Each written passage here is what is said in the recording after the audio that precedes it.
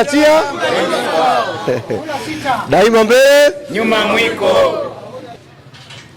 Msimu huu katika mikoa yote ambayo timu yetu imecheza hakuna mkoa ambao Yanga imeangusha pointi. Uongo kweli? Yanga imefungwa Dar es Salaam peke yake. Mikoani Yanga.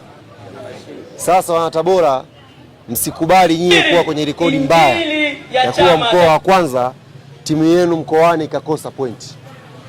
Hiyo kazi si mnaiweza? Ndio. Kazi hiyo si mnaiweza? Ndio.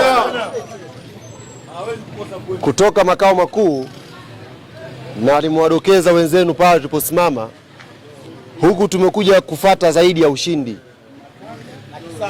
Si ndio bwana? Ndio. Tabora tuna kesi nao, na hiyo kesi tutazungumza sisi na wao tarehe 2 pale. Lazima tuwarudishe kwenye nafasi yao na wajue kwamba Yanga ni klabu kubwa, si ndio? Ndio. Kwa hiyo natakia kila la heri.